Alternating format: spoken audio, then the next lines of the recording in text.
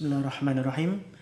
Ya, pada kesempatan kali ini kita akan belajar tentang ikatan kimia. Ya, jadi untuk lebih mendalami tentang ikatan kimia, maka sebaiknya kita pahami dulu apa itu pengertian dari ikatan kimia. Ya, jadi pada dasarnya ikatan kimia itu adalah suatu interaksi yang menjelaskan gaya tarik-menarik antar atom atau antar molekul sehingga molekul-molekul diatomik ya atau poliatomik menjadi stabil. Ya, jadi pada dasarnya ikatan kimia itu adalah ikatan ya antar atom, ya antar atom atau antar molekul.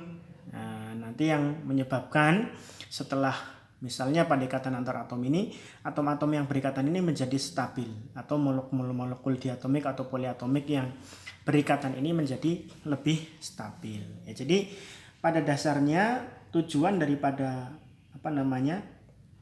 ikatan kimia ini adalah ya intinya untuk memperoleh suatu kondisi kestabilan, ya, kondisi stabil. Ya. Nah, untuk memahami lebih dalam tentang ikatan kimia, ya, maka kita gali dari pertanyaan ini ya, kenapa atom-atom itu berikatan? Nah, kita harus bisa menjelaskan ya. Pada dasarnya atom-atom ini berikatan ini sebenarnya ya tadi ya supaya memperoleh suatu keadaan yang stabil ya, atau berada pada kondisi ya, kestabilan ya. Nah, bagaimanakah atom-atom ini mencapai kestabilan dalam berikatan ya, yaitu dengan cara ya, stabilnya itu dengan cara membuat konfigurasi elektronnya ya, jadi menjadikan konfigurasi elektronnya seperti gas mulia ya, konfigurasi elektron terakhir ya, elektron terakhir atau yang dikenal dengan istilah elektron valensi seperti gas mulia. Nah, ini kuncinya. Nah, ya, gas mulia itu sendiri bagaimana? Ya, kita ketahui bahwa gas mulia itu kan ya, kalau yang ada di dalam tabel periodik unsur ya, kalau kita hafalkan itu bisa ya dengan istilah heboh negara Arab karena serangan radon. Nah, ini adalah gas-gas mulia atau gas-gas yang sudah stabil. Semua atom pengen konfigurasi elektron terakhirnya seperti gas mulia supaya stabil di dalam berikatannya ya. Nah, kalau kita lihat ya, bagaimanakah konfigurasi elektron terakhir pada gas mulia? Helium itu sendiri nomornya 2, neon itu 10, argon ini 18, ya, kripton 36, xenon 54, radon 86. Kalau kita lihat konfigurasinya, ya, helium berarti cuma 2, ya.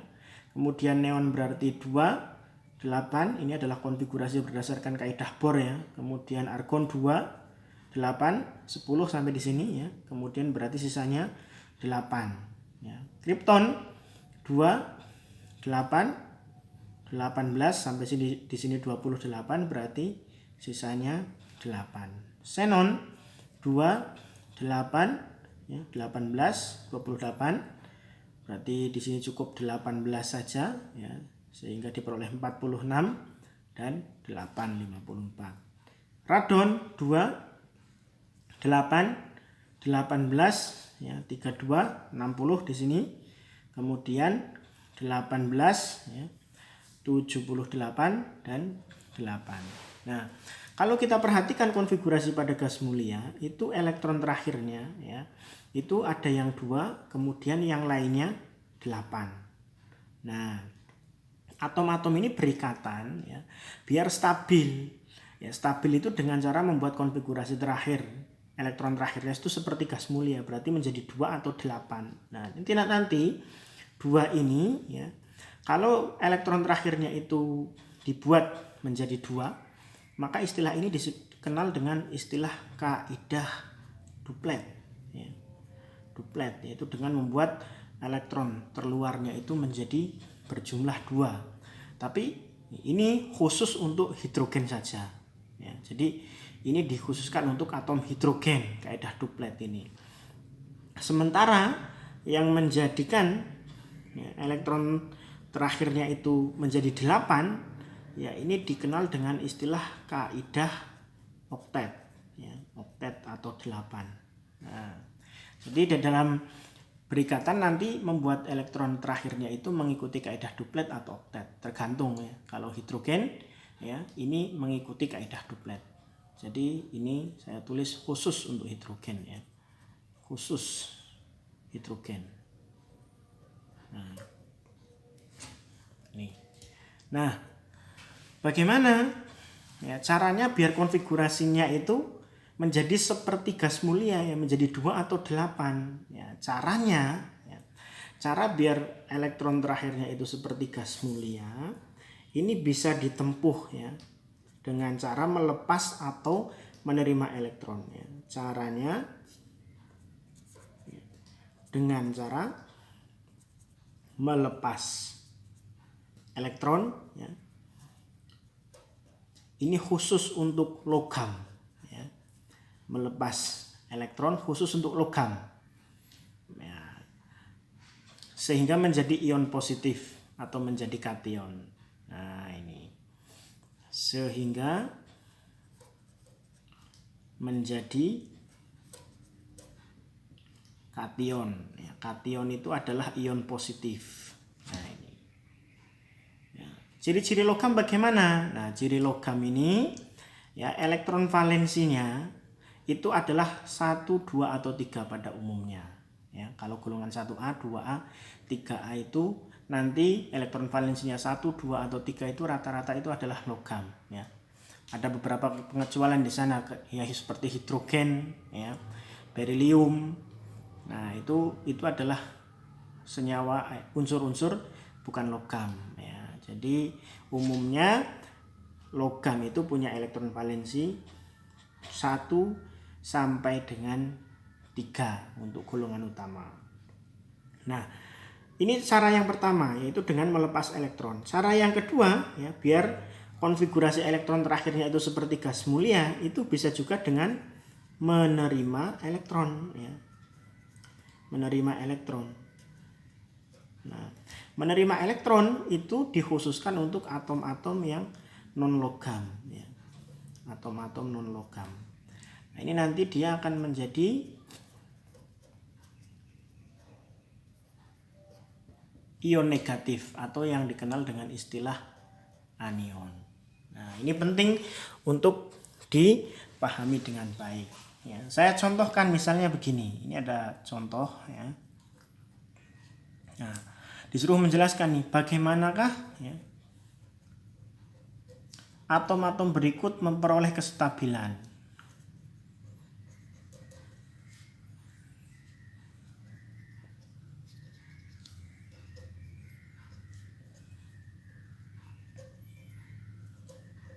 Nah, misalnya contoh yang pertama ini ya adalah Na ya, Na11 ya, bagaimanakah memperoleh kestabilannya. B misalnya adalah aluminium 13, C misalnya oksigen 8 ya, D kita buat contoh 4 mudah-mudahan bisa ya. Nah, belerang 16 ya. Bagaimana atom-atom berikut memperoleh kestabilan? Nah, kita coba lihat saja ya. Na ini kan 11 ya. 11 berarti kalau dikonfigurasikan 2, 8, 1. Nah, elektron valensinya ternyata 1. Berarti dia belum stabil.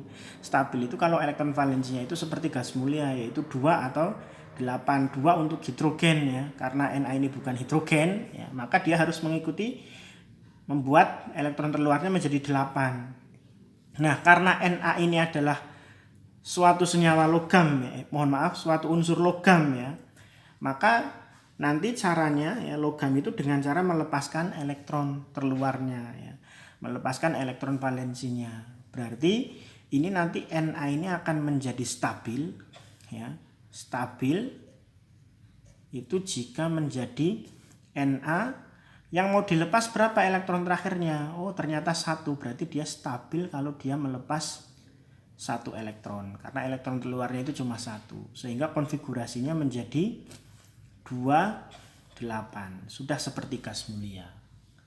Ya, jadi Na stabil dengan cara melepas satu elektron. Ya, stabil dengan cara melepas satu elektron. Begitu ya. Nih. Nah, bagaimana dengan yang B?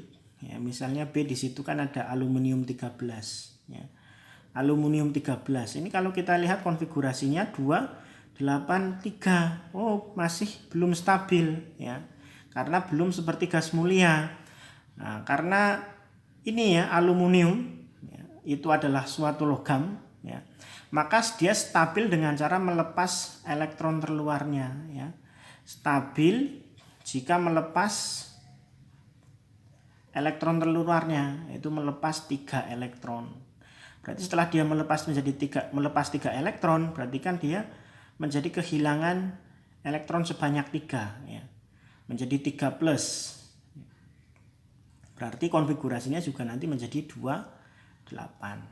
Karena sudah seperti gas mulia, maka dia sudah stabil. Begitu ya. Nah, yang C ini saya contohkan yang C, misalnya di situ ada oksigen 8. Oksigen 8. Nah, ini kalau kita konfigurasikan kan 26 ya. Tadi ya cara gampangnya, tapi itu tidak menjadi rumus paten ya. Kalau elektron valensinya itu 1 sampai dengan 3 itu biasanya unsur logam. Nah, kalau 4 ke atas itu unsur non logam. Seperti oksigen ini ya, elektron valensinya ini 6. Berarti dia non logam ya. Nah, non logam elektron valensinya 6 berarti belum stabil karena belum seperti gas mulia. Karena non logam berarti cara memperoleh kestabilannya ya supaya konfigurasi elektron terakhirnya seperti gas mulia, maka kalau non logam ini harus menerima elektron. Berarti menerima berapa ya? Ini stabil kalau dia biar jadi 8 berarti menerima 2 elektron ya. Menerima 2 elektron. Berarti nanti menjadi oksigen setelah menerima 2 elektron berarti menjadi kelebihan 2 elektron ya, menjadi 2 min, sehingga konfigurasinya juga menjadi 28. Nah, karena sudah 8 sudah stabil. Yang D lagi contohnya ya, sulfur 16 ya. Sulfur 16 berarti ini 2 8 6. Oh, 6 lagi ya. Berarti ini kan konfigurasi terakhir, elektron terakhirnya juga masih belum 8. Berarti belum stabil ya, non logam ya, karena elektron valensinya di atas 3 ya rata-rata untuk senyawa-senyawa non logam ini elektron valensinya di atas 3. Maka dia stabil kalau dia membuat elektron valensinya itu menjadi 8. Berarti ya, stabil jika menerima, nah, karena baru 6 berarti kurang 2 elektron, menerima 2 elektron berarti menjadi sulfur 2 min karena dia menerima 2 elektron. Kalau dikonfigurasikan berarti menjadi 2 8 ya. Setelah menerima elektron yang semula 6 ya, menerima 2 elektron berarti menjadi 8. Nah, ini juga stabil. Jadi beginilah cara-cara unsur itu memperoleh kestabilan, yaitu dengan cara membuat konfigurasi elektron terakhir seperti gas mulia. Itu ditempuh dengan cara melepas elektron untuk logam ya. Logam itu berarti elektron valensinya itu rata-rata ya 1, 2, 3. Nah, kalau atau dengan cara menerima elektron untuk non logam ya. Non logam itu berarti elektron valensinya itu ya di atas 3 ya. Lebih dari 3. Ini rata-rata. Ini hanya umumnya saja. Jadi tidak menjadi patokan ya. Terima kasih.